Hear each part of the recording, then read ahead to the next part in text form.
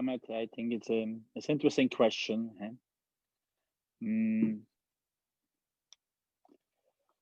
Where I think timeouts is, you will maybe not believe me, I think we have too many timeouts. We have the technical timeouts, slowly go out, we have the 2 timeouts, we have the 2 challenges. We have so many breaking moments that a lot of times I don't know what to say.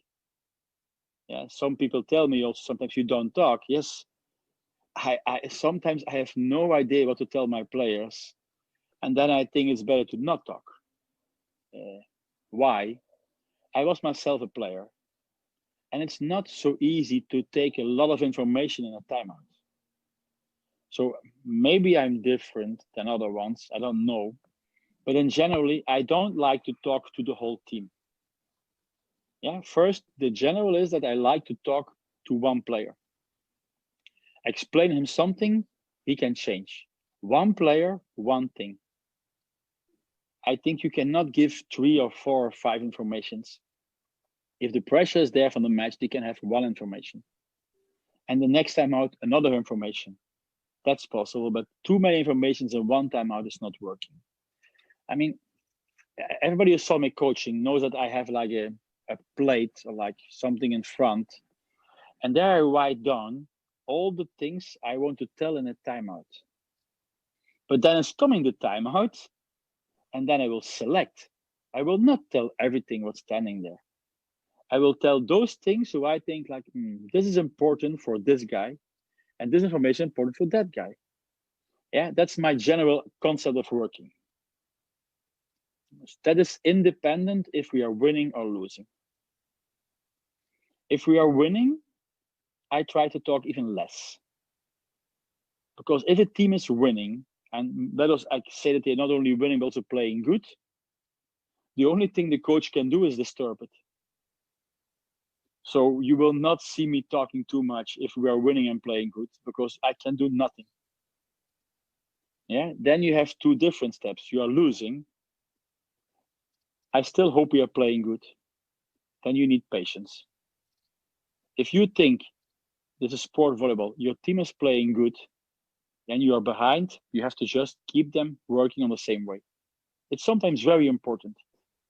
If you let your team lose the head and they start to do different, then they will play bad and lose for sure. I think that's the quality as a coach, is to keep your team on the track. So only in the case that your team is behind and playing bad, maybe you can really do something as a coach.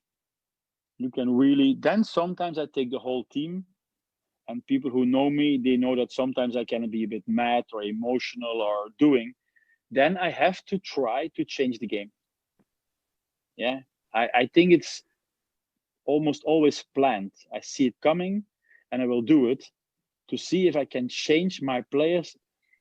I mean, if your players are playing bad, they will have this in mind.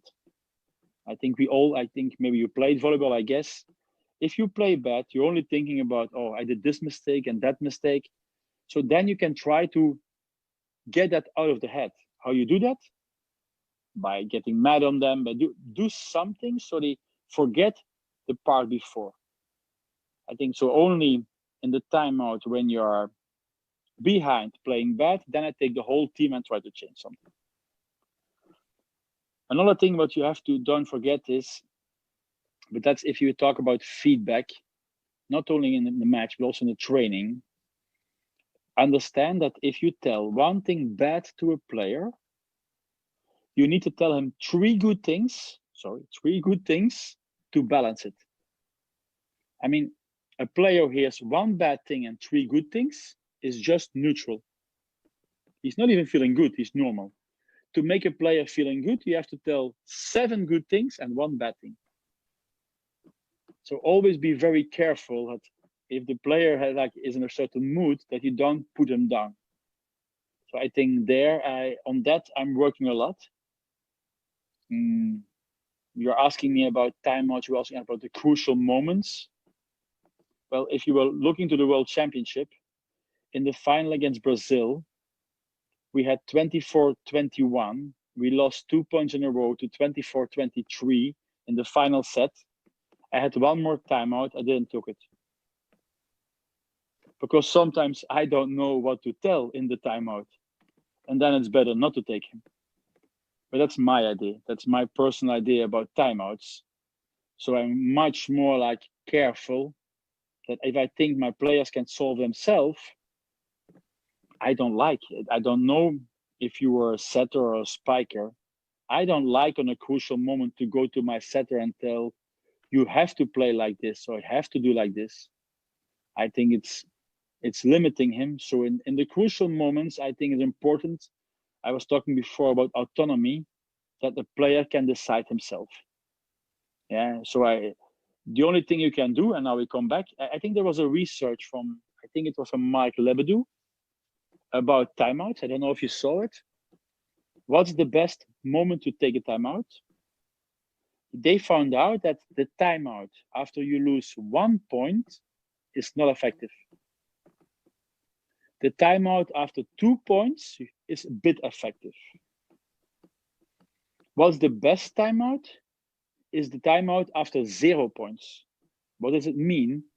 If you see a very good guy go to the serve, don't wait till he makes 1 point, but take the timeout before he's serving the first time. This is the timeout who's the most effective. This I will use, but I will always tell directly to my players, this is a timeout for tactical reasons. Yeah, it's not a timeout for you or something to tell, drink something. It's just for tactical reasons to stop the opponent. I think that's a bit the most important now about timeouts, I was told.